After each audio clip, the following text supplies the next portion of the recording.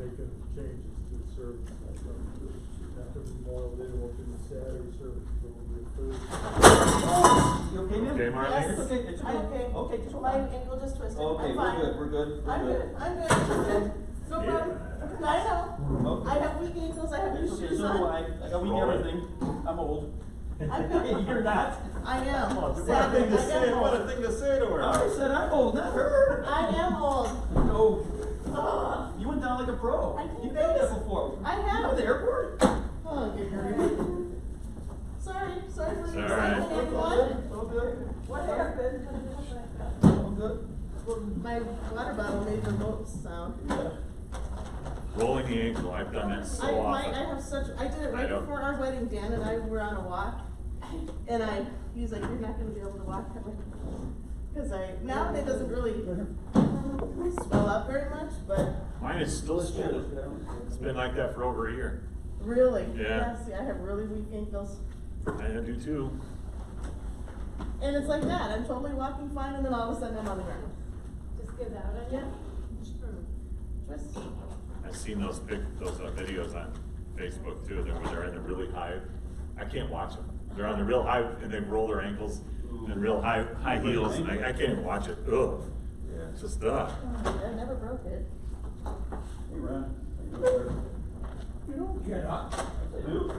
Shake your hand, shake your man's hand, standing up. never sit That's shaking old school. hands. That's right. Never sit shaking hands. What do you hear from the boy? Which boy? Doug? Oh, nothing. I heard nothing. You? Which doesn't surprise me because we didn't hear anything the first time. You heard something. I got a card the other day thanking me for being in service, but you know, he had never cashed a memorial check. I don't know if he threw it out or what he did with it. I don't know. It's, Yeah, I don't know. I told him if he needs help out there, yeah, That was nice of you. I'm not going over there. Oh, so you think he's at the house?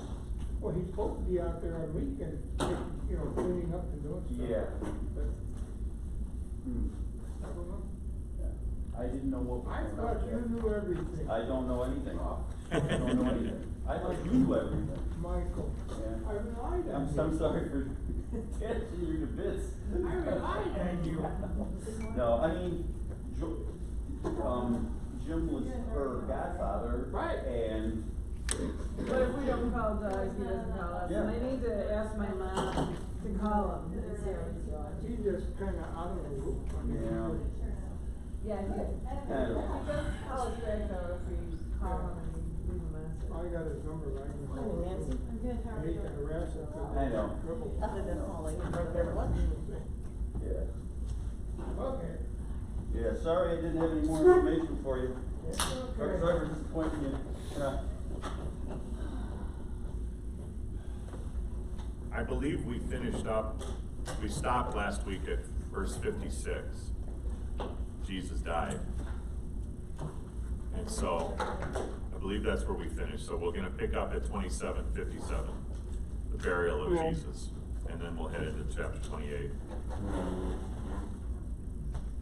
Does that sound like what we did?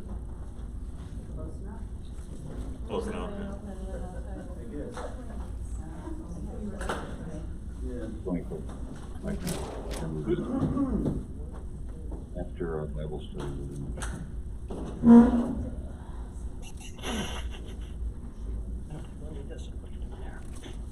I checked, because it's actually not recorded for Bible study.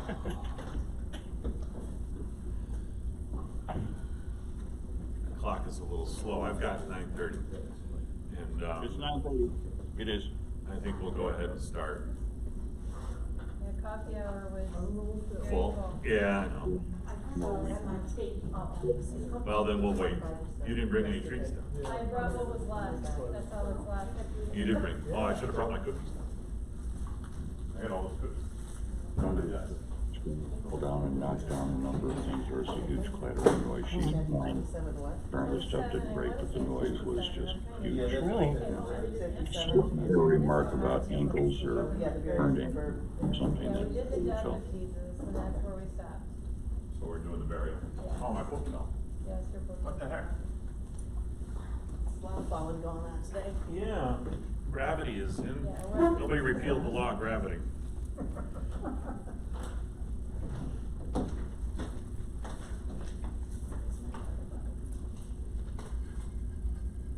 A little sugar that'll help. Get me going again. Well, think Dwayne will come down? I think you will. Wayne, Helen, Yeah, Helen and Wayne are both up there. Dale? Dale's here, Dale's walking in. but they're all still eating nothing. That's all right. You sweating? Well, they can join us. Let's go ahead and start with prayer. We'll show respect to the people who came on time. Heavenly Father, thank you for this opportunity to gather together as we now move away from the cross to the empty tomb in Matthew's gospel. Bless our time together in the name of Jesus. Amen. So Jesus dies, and that's where we left off in Matthew 27. I don't know if you brought that sheet back with you, but there is a question here that I've got for you, two of them actually. But let's start, it's verses 57 to 61, I believe it's the last part of this, so if I'm not mistaken. Let's go to 61. No, there's the guarded tomb. We got two sections here. So 57 to 61 first, I'll do it. please. Now when evening had come, there came a rich man from Arimathea named Joseph, who himself had also become a disciple of Jesus. This man went to Pilate and asked for the body of Jesus. Then Pilate commanded the body to be given to him. When Joseph had taken the body, he wrapped it in a clean linen cloth and laid it in his new tomb, which he had hewn out of the rock. And he rolled a large stone against the door of the tomb and departed. And Mary Magdalene was there, and the other Mary sitting opposite the tomb. Okay, so the very familiar, hopefully, words. I think that they may be somewhat familiar. Jesus is dead. They take the body down. I went to Half Price Books a couple weeks ago and I picked up a copy of Eugene Peterson's The Message. It's his translation of the Bible that he did for his Bible class years ago. And he writes, after sundown, the high priests and Pharisees, next page, early, late in the afternoon, so I think as it says here, when it's evening, but it's right before sunset, a wealthy man from Arimathea, a disciple of Jesus, arrived. His name was Joseph. He went to Pilate and asked for Jesus' body. Pilate granted his request. Joseph took the body and wrapped it in clean linens, put it in his own tomb, a new tomb, only recently cut into the rock, and rolled a large stone across the entrance. Then he went off. But Mary Magdalene and the other Mary stayed sitting in plain view of the tomb. One of the things I think we have some overlap, okay?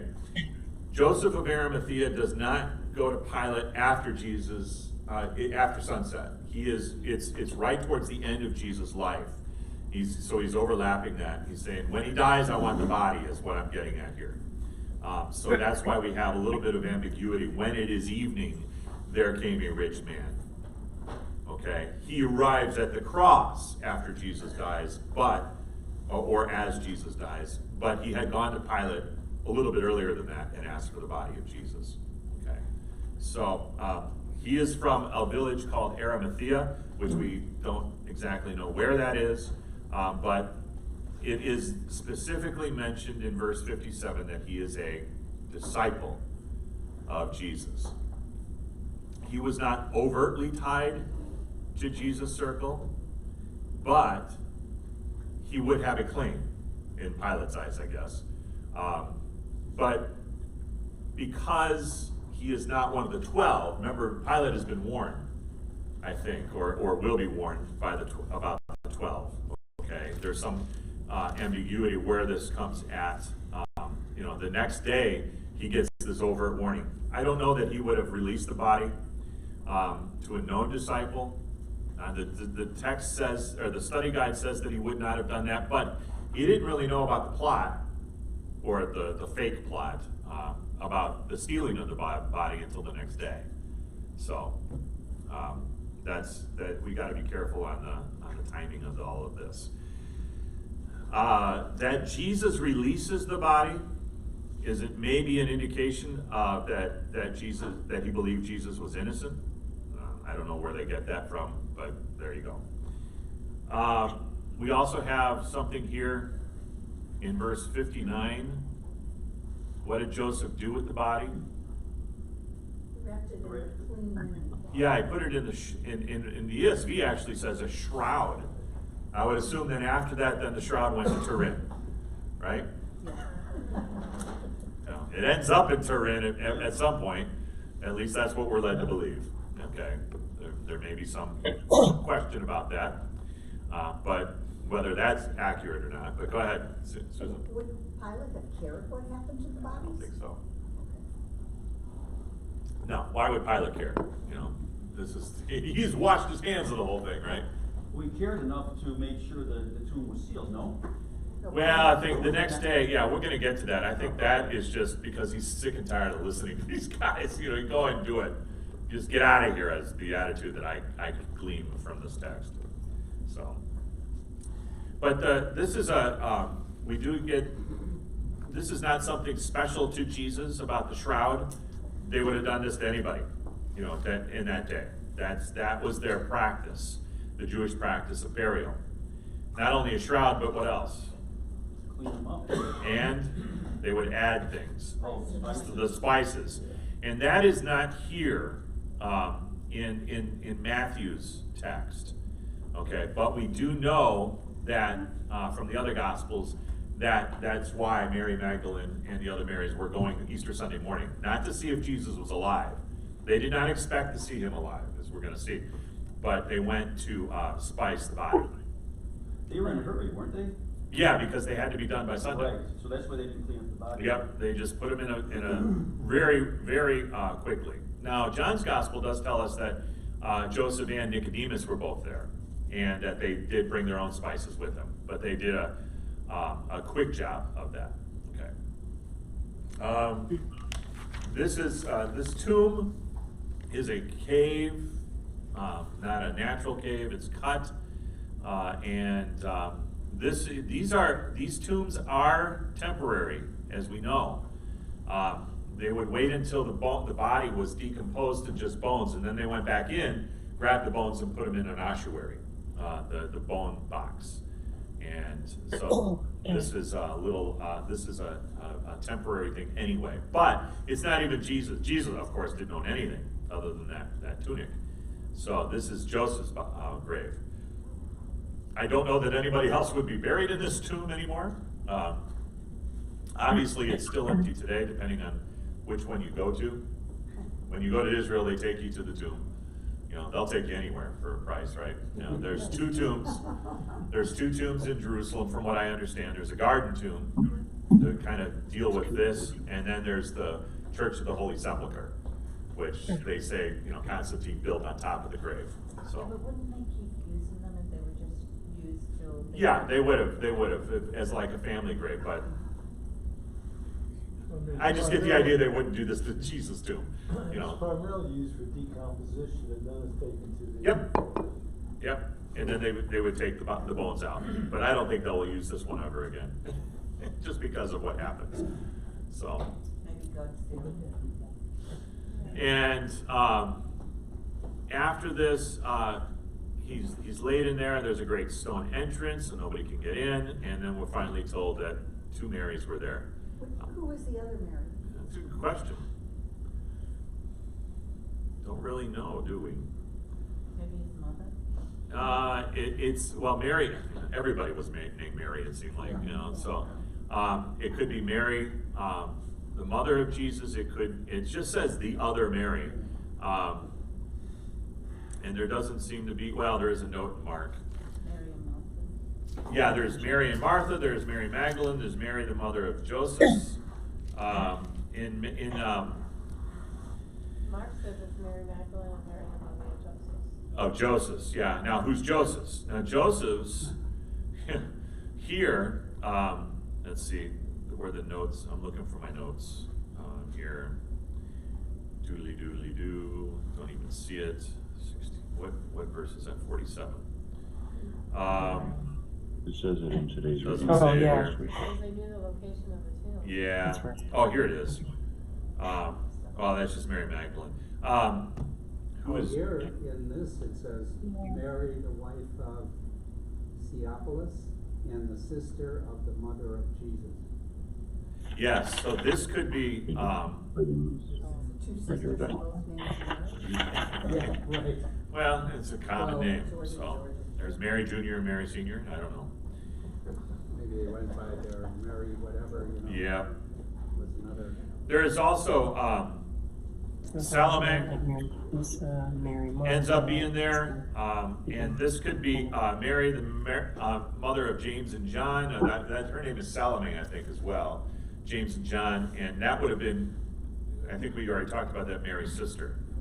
So Mary, the Virgin Mary's sister. So that makes Jesus and John and James cousins as well. Yeah, there's so many Marys, it's hard to keep them separate.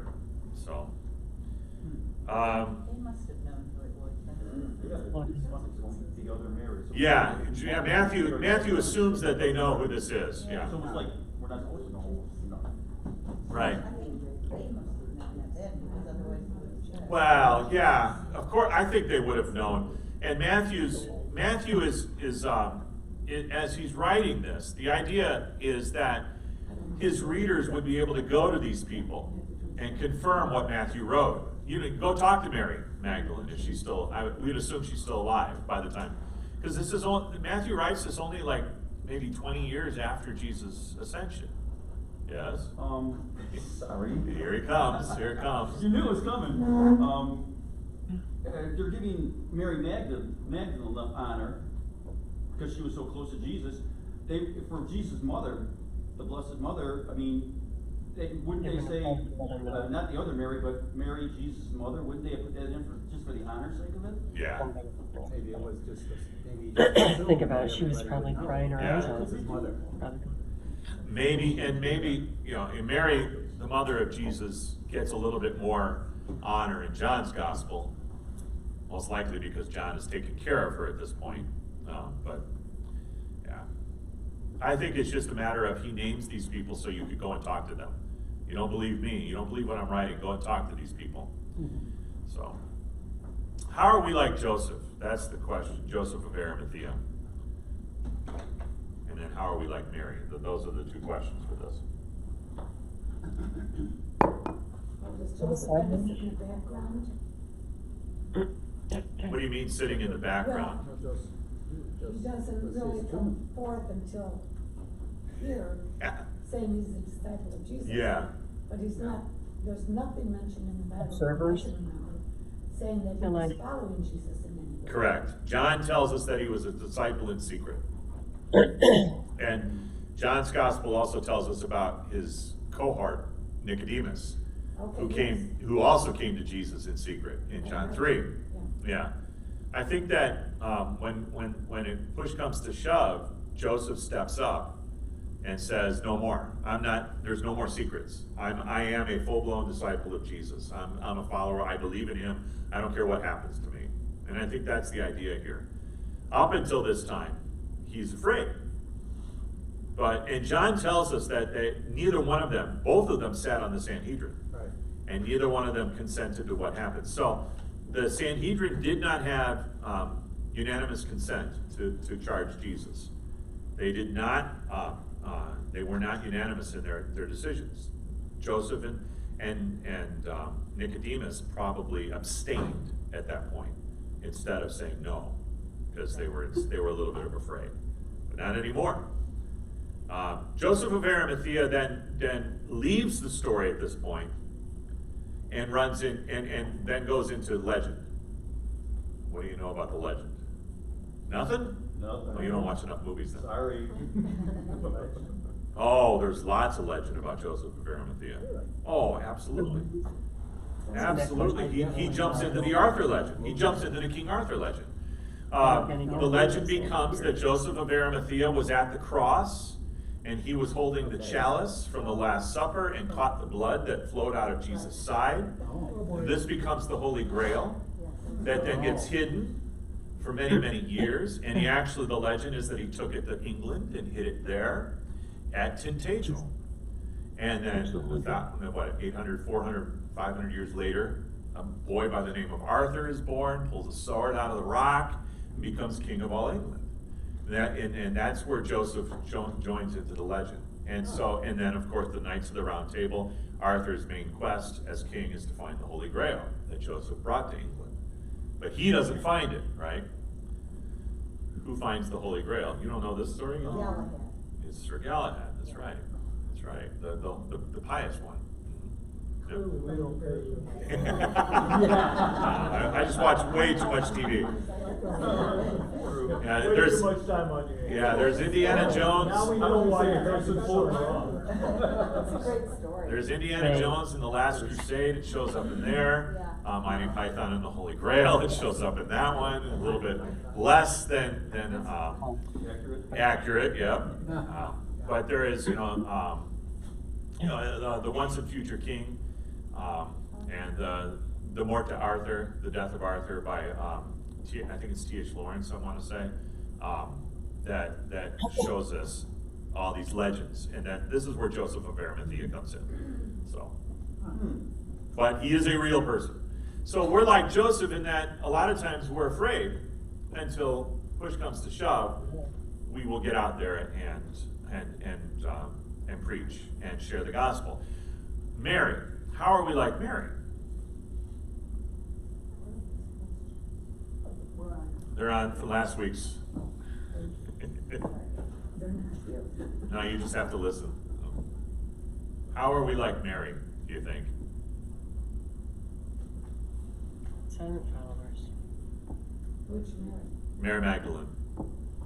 Or the other Mary, I don't care which one. The ones that are here at the end of this section, 61.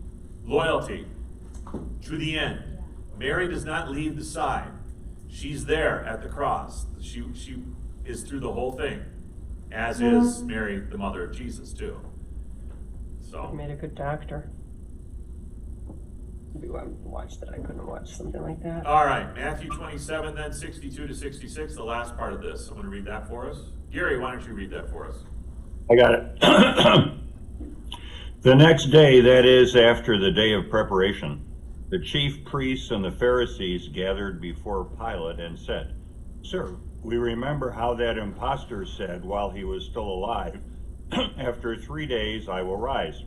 Therefore, order the tomb to be made secure until the third day, lest his disciples go and steal him away and tell the people, 'He has risen from the dead,' and the last fraud will be worse than the first."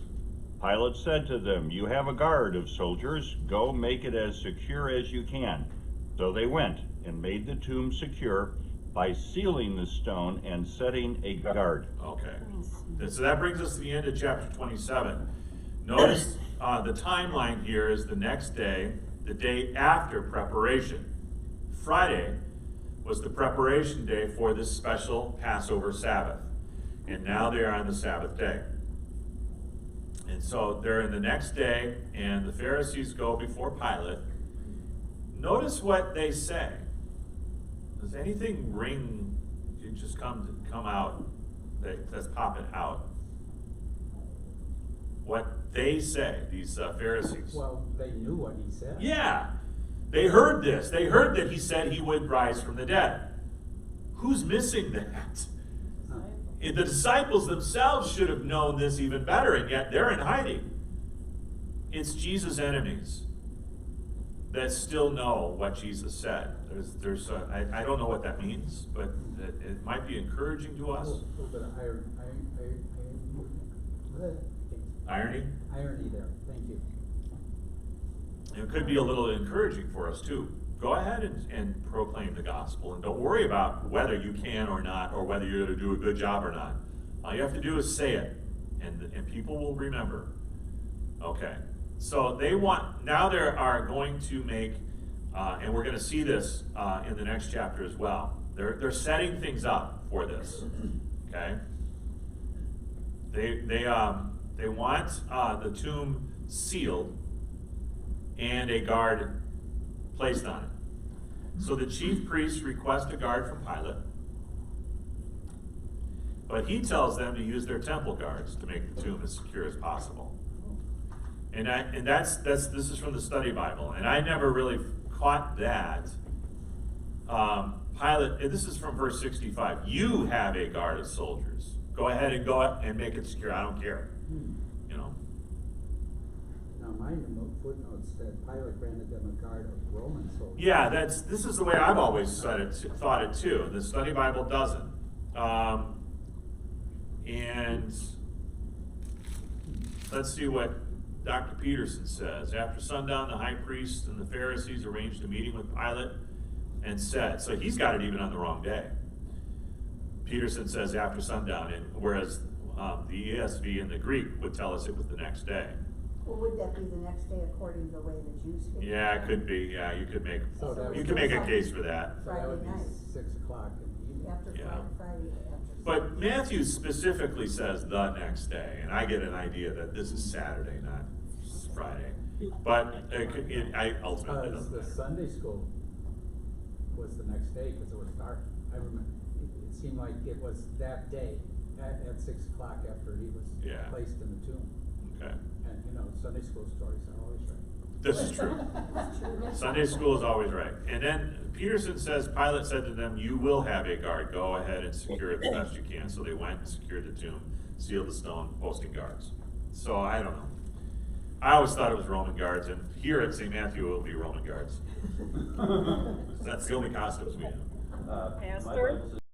Pastor, what does it mean that they sealed the stone? There was an official seal on it, Pilate's seal, that you could not break that under penalty of law, is the understanding I have. Okay. You know, some kind of wax seal. So, and if it was broken, they would know that somebody had done that. So, over here. I was just going to say that Pilate said to him, well, in parentheses, it says, take guard. Take guard, Pilate answered, and then go make the tomb as secure as you know how. Yeah. That sounds like it would be the Sanhedrin, or the temple guards, but then you made a point right there that Pilate put his stamp on there, so it would seem to be that they would be Roman soldiers. Right. It's his stamp. If it was his stamp, it would almost have to be Roman soldiers. that Right. would do He that. changed his mind. All right. Come on, guys, show us some or something. Yeah. Wait a minute, isn't there something in one of the other gospels where they bribe the guards? This is actually, we're coming up to, it's in this one. It's in Matthew 28. Yeah, it's after the resurrection account. It's the report of the guard. And they don't go to Pilate, they go to the chief priests. Right. So that's another indication that it may be the temple guards, not Roman guards. Why would the Roman guards then go to the chief priests and elders to tell them the body was gone? Yeah. You know, they would have gone to Pilate, of course. Well, that would. If they go to Pilate, they're probably gonna be punished, so. Yeah. Anyway. Yeah. All right, so that's 27. The chief priests and their allies secured Jesus' tomb to prevent a faked resurrection. Their act, done out of unbelief, will ironically give them compelling evidence for the resurrection. Christ permits this to happen so his disciples could be confident that his resurrection was no hoax, but fact. My last question in that was, what does this episode reveal? And that is interesting to me. That there are several things that this is of revelation here. One of them is that they heard Jesus say he would rise again. So this is not some secret, or this isn't just something the disciples made up, that Jesus said this. The chief priests, Jesus' enemies themselves, admit that Jesus publicly said he would rise from the dead. So they can't just say, oh, the disciples just made it up. That's one thing that's, I think, missed in all of this, is that they could very easily have said it was just the disciples. That's what they're trying to do anyway. The disciples came and stole the body, but they can't say they made up a story that he rose from the dead, because they themselves say, after 3 days I will rise. Jesus said this. So I think too, though, as the summary in the study Bible tells us, that Jesus is setting up for the disciples to believe the resurrection. There's no way they could have gone to steal the body, because there's a guard detachment there. Technically, the tomb is sealed But that's more of a symbolically sealed, okay? But there's guards in front of it. They're going to have to overpower guards to do that, and they're not going to be able to do that. So they couldn't stop the arrest of Jesus, so how are they going to overpower the guards to get the tomb open again? So this all sets this up, I think, for 28, that the resurrection truly is literal and real. Okay, let's move then on to chapter 28. The first section is the first 10 verses.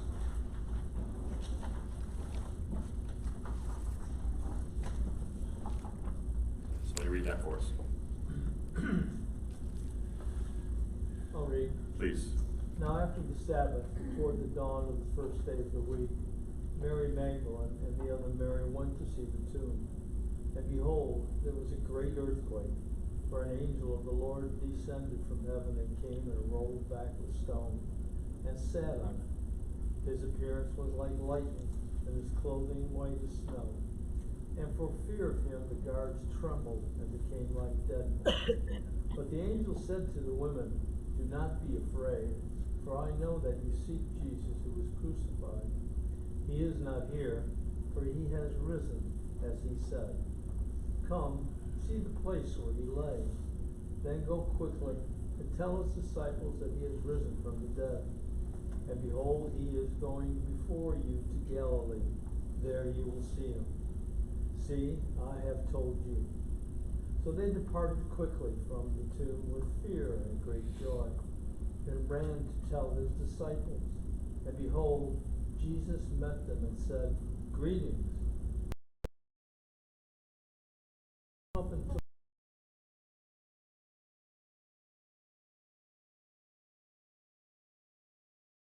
tell my brothers to go to Galilee, and there they will see me.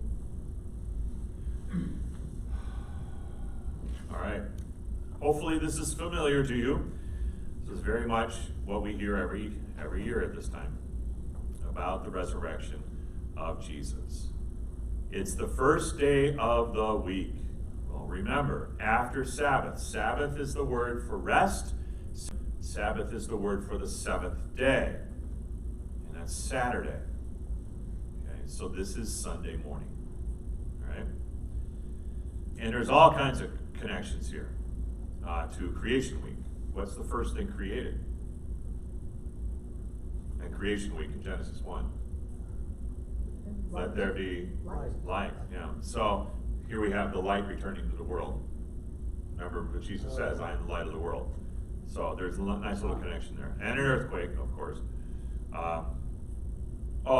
Here we go. The Mary Magdalene and the other Mary from the last chapter.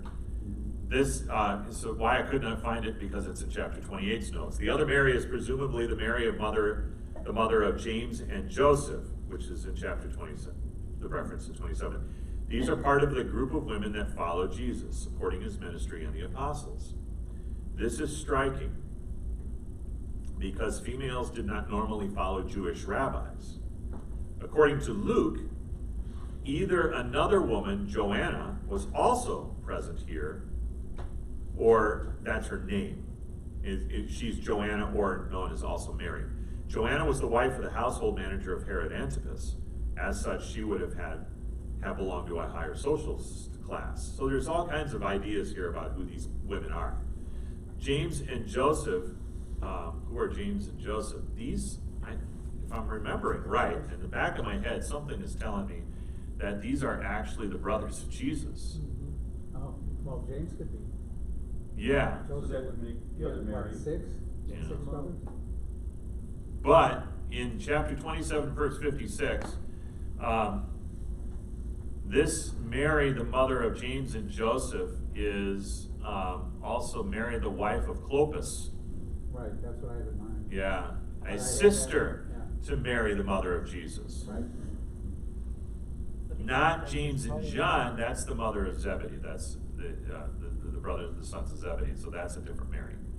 You would think that Mary, the mother of Jesus, would be with John At this point, yeah. Yeah, Since, just like, yeah. you know, So, if he wouldn't let her go somewhere. right, yeah. Michelangelo notwithstanding, Mary's probably not here at the tomb. Mary holds, you know what I'm talking about with Michelangelo, the Pietà, yeah, which is a fantastic piece of art. If you've never seen it, look up Pietà, P-I-E-T-A, Pietà. I believe it's in St. Peter's Basilica, if I'm not mistaken. It's off in one of the side chapels. It's Mary holding Jesus after the cross. Yeah. And if you watch The Passion of the Christ, Mel Gibson's movie, he mirrors it, which is really, really interesting how he did that. He shows you the Pietà, but from the opposite, as if it's a mirror. So it's backwards. You've got Jesus' head on the other side.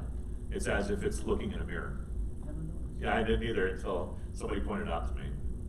Gibson's movie is an amazing piece of work. So this was Jesus' aunt who was there. Yes, yeah. That's the tradition. They were all related for some reason. Now, Clopas is the idea. It's not proven, but is one of the two disciples going to Emmaus in Luke's gospel. So, yeah. So, and I'm alone in this. Of all the professors I've had, I'm alone in this. The other guy on the disciples on the road to Emmaus is Luke himself. I think it's Luke, but nobody joins me in that theory. But how would Luke know then? He knows so many details about the road to Emmaus account, and the other disciple isn't named, and that I think that was Luke himself. But that's just me. That's why he wasn't named, because he wrote it. Yeah, that's what I'm thinking. Yeah, John does the same thing in his Gospels. Yeah. But my professors tell me I'm all wet, so you decide. Doesn't make you wrong. Yeah. On 28:2, there was a violent earthquake. Yes. Okay, now is that the earthquake that tore the curtain and? No, that was 2 days ago. Yeah. Different earthquake. There are a lot of earthquakes going on that weekend. Huh. But this one, and both of them are there's a reason given for the earthquakes. One, it was that Jesus died. Here, it's the angel came down, and he opens the tomb. But guess what? Jesus isn't there. He's not there. The angel did not come down to let Jesus out. Jesus is already gone. Came down to let the world in. Yeah, the angel comes down to open the tomb to let everybody in to see there's nobody here. And that's exactly what he says, right? Yeah. He says, he's not here, right? And then you've got in John's gospel, why do you look for the living among the dead? It's like, what's wrong with you people? So, yeah, I like that too. We know it's an angel, it's not a man. Why? He's accompanied with lightning. Yeah, he's glowing. Yeah, these guys. Why is he glowing though? Do you know this? Why do angels glow? Because they're holy. Because they can. Because they can't. Yeah. Because they hang out with Yahweh. And Yeah, they're reflecting the light of God. Exactly right. You know why angels fly, right? Because they don't take themselves seriously. Yeah, they're light on their feet. That's why they can fly. Yeah, never mind. Tried. Are these like seminary jokes? Yeah, that one's an old Terry Dittmer joke. That's a Terry Dittmer joke. So he was a youth guy, so youth ministry. We had the enemies of Jesus in chapter 27 say, hey, this guy said he would rise from the dead. Now we've got an angel saying what? In verse 6. Just as he said. Yeah. And come and see, now go and tell. I love that phrase. I've written so many Easter sermons on that phrase alone. Come and see, now go and tell. We are all called to come and see, but not stay here. Now we got to go and tell. Now who are they supposed to tell? Yeah, how many of them are left? 11, right. So we're going to have the 11 remaining disciples. And then the angel says what at the end? What's the last thing he says? See, I've told you, and I'm out of here. I'm gone. My job is done. Now it's your job. I told you, now you tell everybody else, is the idea I got there. So, Luther would say this as well. A Christian must accustom himself to think about Christ's victory. The victory in which everything has already been accomplished and in which we have everything we should have. Henceforth we live only to spread among other people the news of what Christ has achieved. They're frightened, but they are glad. And they are temporarily overcome by fear and could not speak, but that won't last. But what happens before they even get going?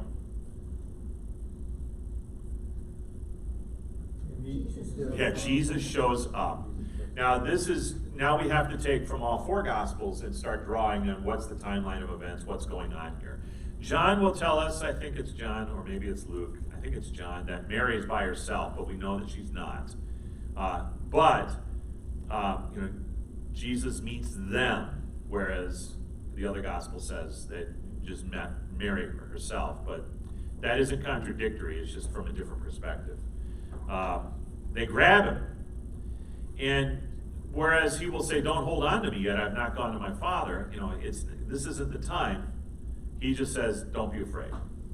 Go and tell my brothers to go to Galilee, and there they will see me. They don't go right away, because he shows up in the upper room in Jerusalem, but eventually they're going to end up in Galilee, and I think that's what Jesus is setting them up for. Because Matthew records that specifically because of verse 16 in this chapter, which we're going to get to. Well, do they go out from that upper room very much until the Holy Spirit descends on them? Yes, because they end up at the Sea of Galilee fishing. They do that before. Yeah, because Jesus shows up to them. Then they head back to Jerusalem for Pentecost, is why they're there, for the next festival. Oh, okay, Yeah. and that's when the Holy Spirit, Pentecost? Okay. Yep. Get my timeline. All right. Is it possible, baby Mary Magdalene did not run off with the other women, maybe she ran back for some reason? But it says that Jesus met them, is the plural there, so it doesn't, it could be, that met Mary and then the other women said, Mary's not here, where is she? They go back. They're not, my point here is that even though the Gospels give us slightly different renderings of this account, they're not contradictory. They can be gelled together, which is the whole point of the Gospels, is to take them all together. Okay. Summarizing. Oh, we have questions. Have you ever been so amazed when something happens that you not only can't speak, but you have a hard time believing it really happened? I would imagine that for a lot of you that happened in 2016. Amazing. You just could not believe it, right? The same wavelength there, Pastor. Could not believe it. Thought about that. Yep, I couldn't believe it. Oh, It's when the Cubs won the World Series. Yeah. Oh, everybody believed that. We had no problem believing the Sox won. Oh, yeah. We would have been more flabbergasted had they not won. So, what caused you to snap out of it? That you were so amazed that you couldn't speak? What causes you to snap out of it? When you come to that moment and realize it's true. Yeah. And what I'm thinking about here is they're so amazed they can't do anything until what happens? The women. They see Jesus. Jesus shows up. Yeah, Jesus comes and calms them and says, it's okay. Yeah, you really are seeing what you're seeing. Now go. And they're like, okay, we have been sent. We have become apostles. And I think that's part of that. That's where I was going with that one. Okay, 28, 11 to 15.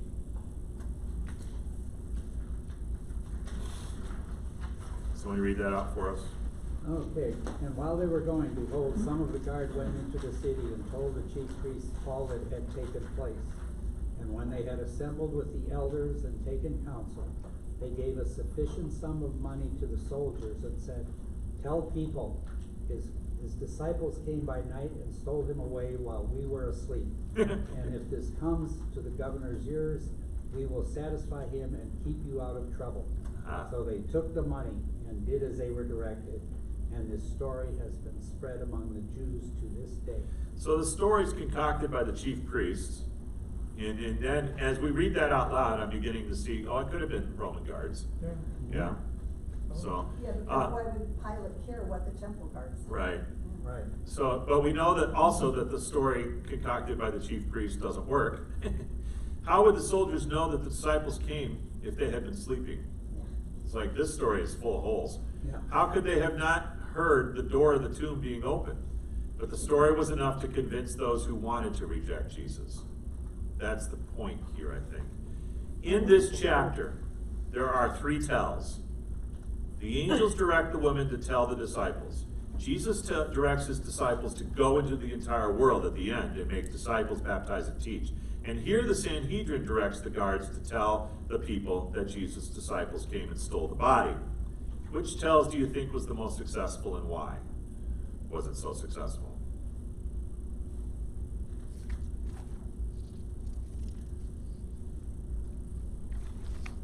I would say the women. The women's? Yeah. Okay, that's fine. There's no wrong, man. They were, you know, they were lying. I mean, they were. All three of these tells are successful, by the way, in their own way. But the women then tell the disciples, who then go and Yep. tell the world. And then the disciples are told by Jesus to go and bring the gospel. Go ahead, in a sense, saying, go and tell everybody. And we know what happened then. You're sitting here because of it. Okay. But Matthew also tells us that the story that these guards told was also somewhat successful, because the story is still around 20 years later. Oh, the disciples came and stole the body. But it's real simple. This story, I mean, it could have been debunked easily, the whole resurrection story, if in fact what the guards said was true. Just produce a body, and it all comes crashing down. The church doesn't exist, and we're not sitting here. All they had to do was produce a body, and they don't. They don't even produce a fake body, somebody else's body. They certainly had bodies to work with. They had at least 2 other guys crucified. They could have just pulled out one of the malefactors and say, here he is, but they don't. Why don't they? Because they can't. They certainly cannot. That's the whole point. You know, that's one of the proofs of the resurrection. They never produced a body. All they had to do was produce a body, and this would have been over. But they can't do it. That reminds me of that scene in Risen where the centurion goes to the wine pit and he's looking at all the corpses. Yeah. Yeah, that's the whole basis of Risen, is that why Pilate sends his guard, find the body. You know, and what he keeps finding is Jesus walking around. He finds the body all right, but it's still being used. So. But why weren't the guards punished? Well, because they did what they were told, and so the Sanhedrin, now they found integrity. They kept the guards out of trouble, as far as we know. You know, we don't know anything about that. The Gospels weren't interested in telling their story, because they were interested in telling Jesus' story. So. Yeah, if they say we were sleeping, why Yeah. would they still It's a get in biggie. trouble? Yeah. I'm told that they were probably executed. Yeah. This story has been spread among the Jews to this day. I don't know if the guards are telling the story though. You know, the Sanhedrin was telling it. So, all right. Finally, then 16 to 20.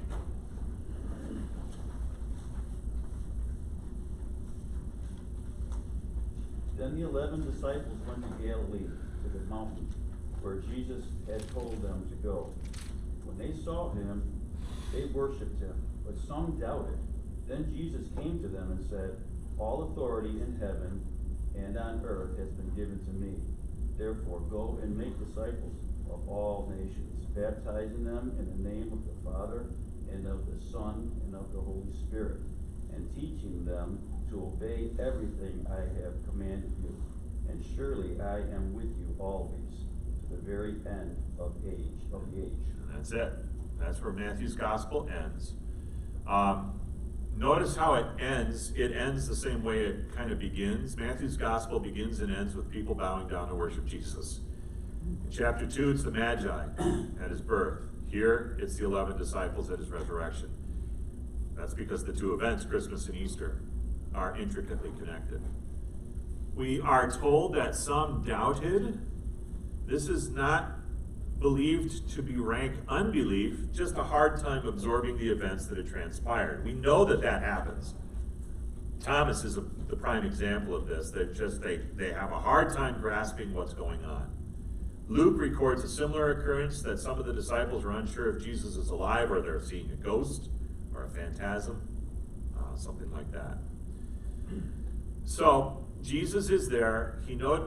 It is noted that he has all authority. Christ's human nature, which had refrained from exercising the divine authority belonging to the person of Christ, now is fully exalted. and give it free use of the divine authority. This is a reference to the two states of Christ. Jesus has both a state of humiliation, which began at his conception and ended with his death, and now he's in the state of exaltation. The state of humiliation, according to the Small Catechism, is that Jesus did not always fully use his divine powers. In his state of exaltation, he now uses fully his divine powers. And this is referenced by the Lutheran confessions, that he can also powerfully affect and do everything that he says and promises. And the church's authority and the state's authority must not be confused. The church's authority has its own commission to teach the gospel and to administer the sacraments. Let it not break into the office of the other. Let it not transfer the kingdoms of the world to itself. Let it not abolish the laws of civil rulers. Let it not abolish lawful obedience. The reason that the Augsburg Confession pulled this out of Matthew 28, and it's not in a section of the Augsburg Confession that's dealing with evangelism, but what do we do with civil authority? Jesus has all authority, but we don't use it to break into the civil realm. They have their own authority according to Romans. Now we have ours. Make disciples of all nations. Verse 19, go therefore and make disciples. Okay? Let's see how Eugene Peterson brings this out. Jesus, undeterred, went right ahead and gave his charge. God authorized and commanded me to commission you. Go out and train everyone you meet far and near in this way of life, marking them by baptism in the threefold name. Okay, so what is missing here in English is the Greek verb for go. It's not translated very well. It is a present perfect. You know what that means? All right. Present perfect means as you are going. It's an ongoing action. It's not just something you will do. It's keep on going into all the world. Don't stop until you have no breath left, basically. You make disciples of not just the Jewish nation, but all nations. And now we have the threefold name given here. Okay? Name in the Greek is singular. Okay? But then it has three of them. So 3 in 1. This is where the doctrine of the Trinity is drawn out of the text, even though the word Trinity is never used in the Bible. It is, you get this in the nuance of the language here. In the singular name of the Father and of the Son and of the Holy Spirit, 3 in 1. And those baptized in that name of the Father have God as their Father. Baptized in the name of the Son, they receive all the benefits of the Son's redeeming act. And baptized in the name of the Spirit, they receive the life-giving, life-sustaining power and presence of the Spirit. Christian baptism is founded on this institution. All right. You know what baptism means? It means washing with water. It's not a human plaything here. It is instituted by God himself, according to Luther. And the confessions say it is necessary to baptize little children, that the promise of salvation may be applied to them according to Christ's command to baptize all nations. Just as in this passage salvation is offered to all, so baptism is offered to all, to men, to women, to children, to infants. It clearly follows, therefore, that infants are to be baptized because salvation is offered with baptism. This is where the Lutheran doctrine of baptizing infants comes in. So, it's been part of the Lutheran doctrine from the very beginning. And then Jesus disappears. Was there some question then at the time this confession was written that Yes. should not be Yes, because you had the Anabaptist movement comes up at the same time as Luther, that you shouldn't baptize children, which is still out there today. There's an age of accountability or age of reason. Yeah, it's never been a Lutheran. This is one thing we do follow the Roman Catholics. We're together on this one. We baptize infants. Jesus is present with us sometimes or all the time.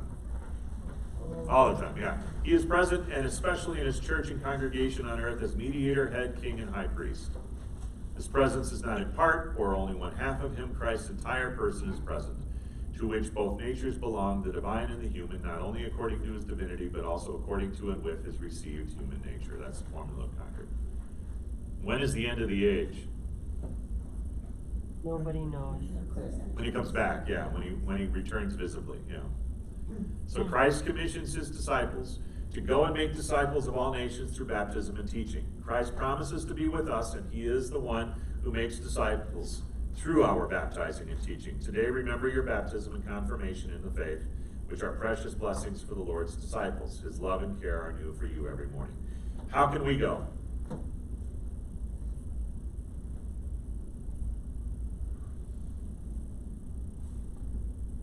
I'm no disciple. How can we go?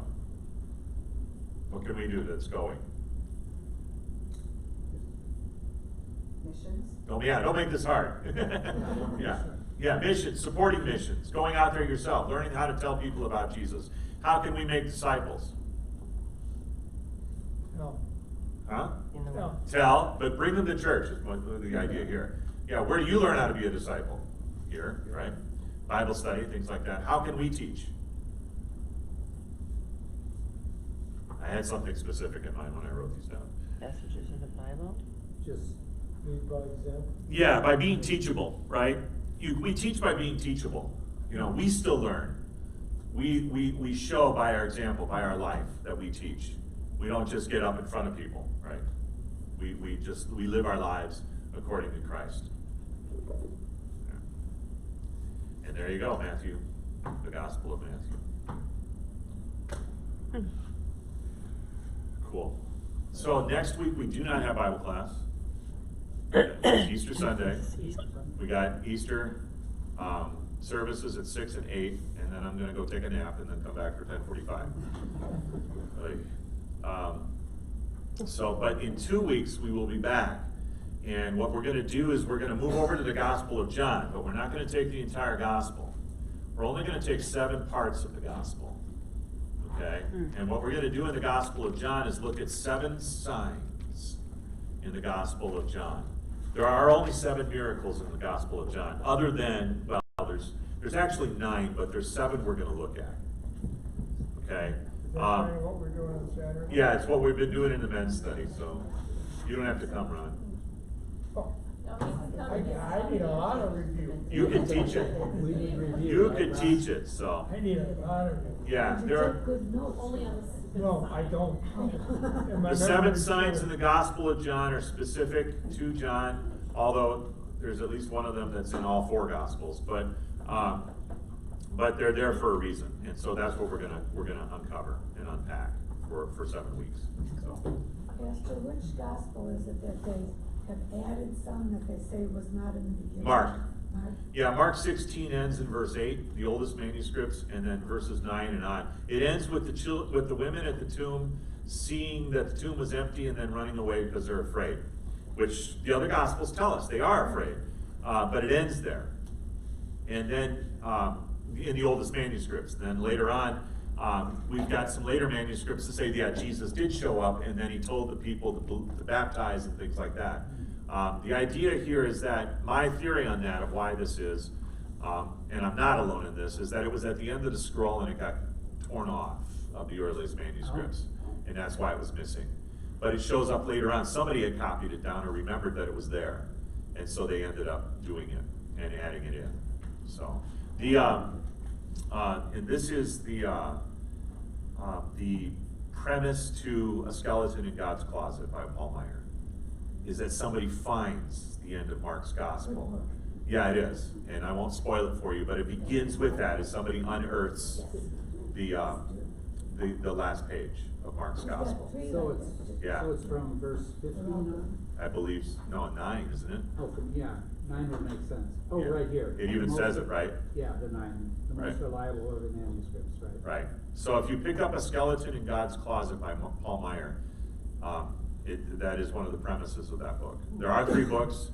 I believe that all 3 of them are in audio version on Hoopla. If you're a member of the ELA Library or Fremont Library, you can listen to it on your phone for free or on any audio device. You He download said it. he couldn't have that published until after the book gets to it. Yeah, he gets a little risque in it, yeah. So I think, I don't know if he is Archer, and isn't it Archer, I think his name is Archer, is the main character. I don't know if it's a him or if it's. It's a long time since I read it. Yeah, and it's a Lutheran pastor. The main character's father is a Lutheran pastor. Skeleton. A skeleton in God's closet. God's Closet. It's really good. Paul And Meyer. the second one was another skeleton. Yeah, the second book is More Than a Skeleton in God's Closet, Ah. which he wrote, Jesus Comes Back. And that's really interesting. And then there's the third one is called the Constantine Codex, Oh, that's one. where they find Luke's the second part of Luke's gospel. No, I'm sorry, the second part of the book of Acts. You got Luke's gospel, the book of Acts in our Bible, and then they find another copy that continues the book of Acts to Paul's death. So lots of good stuff in here. So, all right. So that's on the Ela Public? It's on Hoopla, yeah, Hoopla, the audio version and the e-version. But yeah, the Ela library has it, I know that, because I've gotten it out of there. And you can get it from CPH as well, cph.org, Concordia Publishing House, which you'll pay top dollar for it there. Wayne, Helen has my book. When she's through, she can give it to you. Yeah. That'll make you read it now and say. Make sure you finish it. We could have a book club. Now you're on the. Now we'll have a book We club. could have book club where we all read it and then talk about Then we'll it. just pass it around. That would be a lot of fun too. Maybe we'll do that. Maybe we'll do that, wow, yeah. Time when it's nice outside. Yeah, we'll do it in the summertime and come over to the house in Round Lake. Oh, that'd be fun. Yeah. That means we gotta clean the house, dear. She better finish painting though. Yeah, we gotta finish painting by this week, If so. it's in the summer, you can just have it in the backyard. Yeah. All right, let's close with prayer. Thank you, Heavenly Father, for this time together in the Gospel of Matthew that we have explored. Bless us now as we head into Holy Week. Bless our worship experiences and our meditations, also our personal studies as well. And be